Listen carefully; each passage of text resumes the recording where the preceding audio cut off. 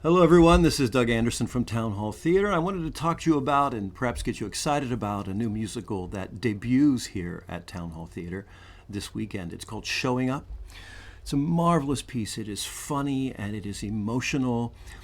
And it's the story of two women who grew up in this area. In fact, it was written by two women who grew up in this area, Vanessa Dunleavy and Miranda Ferris-Jones, both of whom high school stars, both of whom got to know each other through the theater. And it's a semi-autobiographical tale, and it's about a lot of things. It's about bonding. It's about being the person who's there for somebody else through thick and thin. But it's also about just the difficulties of making your way in the world of theater and building a career. It's also about all kinds of very sensitive contemporary issues, what it means to be a woman in this culture. It touches on a lot of things. It is thought-provoking, it is profound, it is funny as the day is long. It's everything I want to see in a musical. It had an interesting beginning. It started as a cabaret act, which they performed at the Marquis Theater several years ago, and someone brought it to my attention. And I immediately said, these are outsized talents. I mean, talented as performers, as actors, and with terrific voices, but also talented as writers and as songwriters.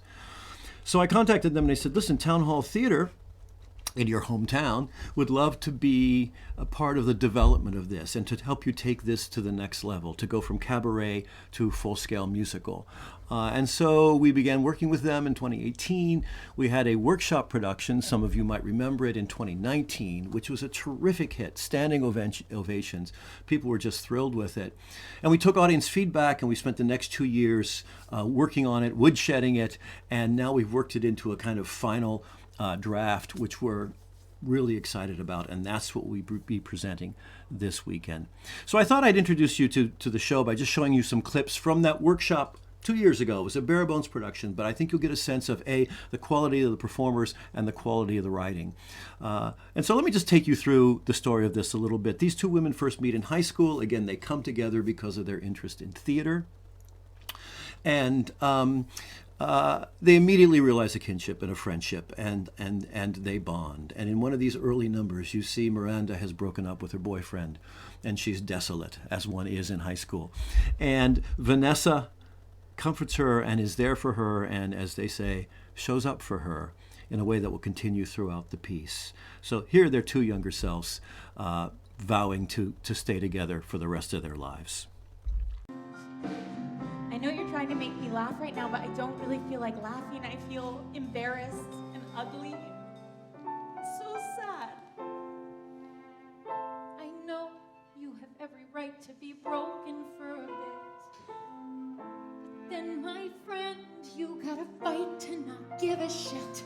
Of course he didn't love you like a good man should.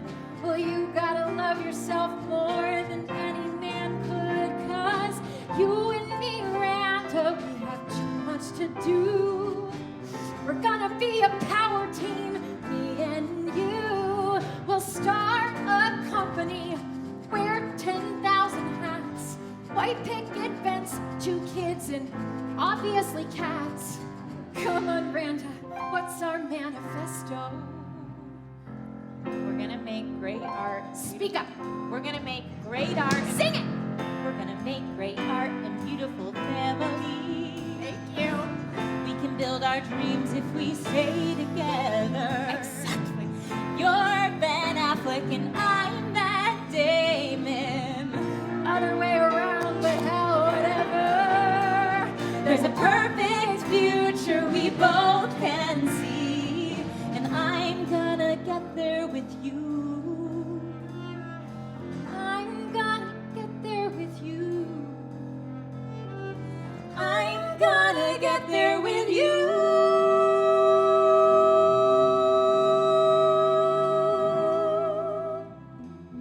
And you're gonna get there with me. They go off to college, but they stay in touch and they stay best friends, and they vow to meet in New York someday. In college, they learn a lot of things. They go to different schools, but they start to realize that some women they know have eating disorders and eating problems, and there's terrific pressure in this society to stay thin. And in a remarkable song, and I think a very edgy song, they talk about their own eating habits and actually how little they've been eating since they've gone to college. They don't have a problem, mind you. They're sure they don't have a problem. And yet, when they catalog how they eat, you realize that they're approaching a problem if they don't have one now. And so it's a remarkable number, and at the end of the number, and they're cataloging how little they're eating, but they say to each other, thank God we don't have an eating problem, when you suspect that perhaps they do. It's a wonderful and a very clever writerly take on this issue that's affecting many young women, but also some young men as well. So here's just a fraction of them, both at college, different colleges, sharing their notes on how they're eating these days. If anybody asks, my body is a temple. Oh my God, I know. And I'm so above worrying about my weight. But still, I breakfast on only egg whites. I cut out gluten and dairy and meat. I eat only 84 bites. A spray of whipped cream is my daily treat. I juice for 2 weeks straight. I spend all day just chewing gum. I make my period late, but eventually it's gonna come, cause I try every diet there's ever been and get myself reasonably thin. They somehow survive college, get healthy again, and do what they'd vowed always to do, move to New York City, room together, explore New York, and become stars in the theater, every kid's dream. They start to realize just how hard it is to get auditions. They're reading backstage and they're exploring all of that, and realize, let's face it, becoming a performer is the most difficult job in the world. I mean, at any moment, 90% of all actors are unemployed. And yet they're there, they're doing it, they're committed to it. But they also realize that New York is a great playground, and they go out dating a lot. They can go out and meet men and meet perhaps their future husbands.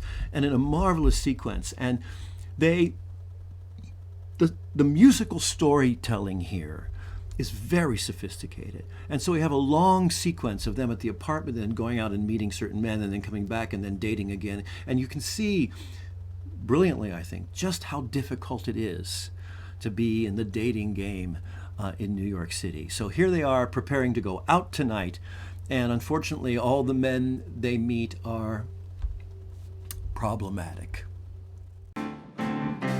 Put on mascara, Iron my hair. cover up in powder till my pimples aren't there. Do I look skinny? Do my boobs look good? Naive and whimsical, just like they should. We're going out tonight. Oh, oh, oh. We're going out tonight, looking fine. Gonna charm, seduce, be just a little bit loose. Gonna meet my future husband, cause it's about time. Okay, so Robbie's an eye banker from Connecticut, so he must make a lot of money. Oh, keep going. He's a little bit... what? Short. Okay, he's a lot short, but he's got us tickets for this holiday party on a fucking yacht. Dating a shorter guy can be really empowering, right? Ha ha ha ha ha, oh, aren't you funny? Ha ha ha ha ha, Oh, he's got money. oh, oh, oh, I'm looking for love, are you the one? So, you make political contributions? To neoconservative institutions.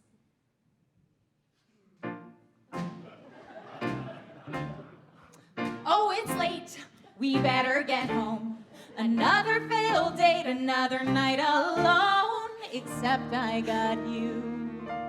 Thank God for you. Eventually, Vanessa, terrifically talented performer, has some measure of success. As you'll see in her big, belty showbiz number, I've Made It Big, Baby. Just a fraction of that right here. Hit it. Diamonds, limos, cocktails, fur. Take one look and you'll concur. I've made it. I've made it big, babe. Spotlight on night, center stage. My style, my smile is front page. I've made it. I've made it big, babe. You ain't seen nothing yet till you see me. Like all lives, their lives grow more complicated, more full of stress. There's more tension. At one point, Vanessa gets lucky and starts to see a man who's very connected in show business. He works with all the big names. He's infatuated with Vanessa. He's going to make her a star. Problem is, he's 20 years older than her and is kind of sexist, kind of a bully, kind of the wrong guy for Vanessa. As friends do, Miranda says, I got to tell you the truth about this guy. This isn't the guy. And here's a scene that he's taken them to a 5-star restaurant. Vanessa thinks it's the greatest thing in the world, but her friend has to show up for her and say the uncomfortable thing that this is not really the guy for you. And of course, sometimes when you say that to a friend, it's the last thing the friend wants to hear. So this isn't a musical number, but it just shows how what terrific actors these two women are, and how the dramatic scenes in this particular musical are as important and effective as the musical scenes. Here they are in the restaurant on the night of the big date. So what do you think? He is a lot, Vanessa. Isn't he something? Oh, yeah. He's something. He spent the whole night bragging and demeaning you. Demeaning me? He's fucking obsessed with me. Yeah, because you're 25 years his junior. Ouch. I mean, you're obviously amazing and gorgeous and talented, but like, does he get you? Yeah, he does. Thanks for looking out. Vanessa, all I'm trying to What say... is wrong with you? We're out, we're having a good time. I finally found my Ben. I thought you'd be happy for me. That is not your Ben. You really don't want me to have it, huh? What? If you can't have our dream, then I can't have it either, huh? This is not our dream. I don't know what you're talking about. Eventually, there's a huge and damaging breakup between the two. They've been through so much. They've been with each other their entire lives, through a great many ups and downs. But finally, it splits. And in, I think, one of the most beautiful numbers, but a number that strikes me as being incredibly savvy, they're no longer speaking. But, and you notice this yourself, they're still posting things on Facebook and Instagram and elsewhere. And they always check to see if the other person is watching, if the other person has liked it.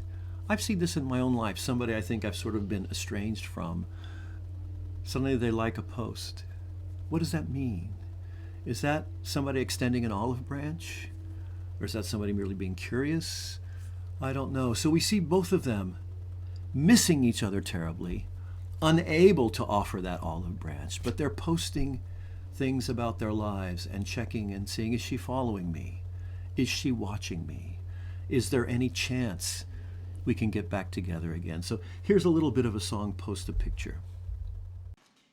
When your closest friend shows up late with a shitty date and gets so drunk, she throws up at the bar and passes out in her car and leaves before the wedding day.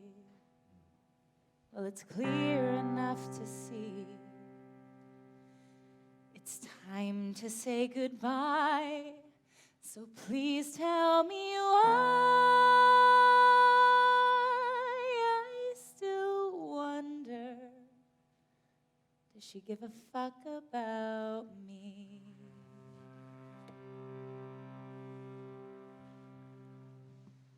Post a picture of our wedding wearing Grandma Ruthie's lace. Post a picture of our first dance attempting Audrey Hepburn grace. Post a picture of our honeymoon. Home is here in his embrace. Is she watching me? There are a lot of wonderfully fun songs in this. Laugh out loud funny, much of the musical. And at one point, Vanessa has had some success, although it's on a cruise ship. I mean, it's not like she's starring on Broadway. And Miranda comes to the ship to see her perform and is frankly appalled by what she sees on the cruise ship. So Miranda has moved with a man to California. It's great. Both of them are having a great life, and they sing about how to each other on this ship about how great their life is. But you realize that both of them have big holes in their lives, and their lives haven't exactly panned out the way they thought. This is just a fun, funny number that brings down the house in Act 2.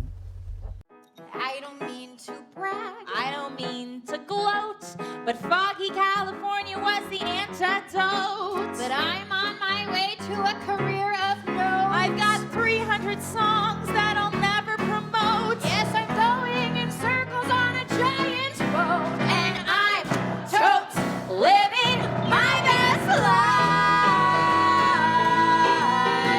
So glad you're doing well.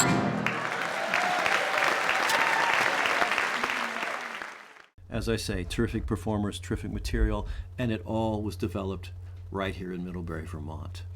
I really hope you'll see it. I hope you'll support these women, and I think you're going to be able to say, because I think this show has legs, as we say. I think this show is going places. You'll be able to say, I saw it back in 2021 when it had that first workshop. And those performances at Town Hall Theater. Anyway, it's this Thursday and Friday, November 18th and 19th at 7:30. It's Saturday is a matinee at 2 p.m. So 3 performances. Tickets are on sale now. Just go to townhalltheater.org or call 382-9222, which is our box office. 382-9222.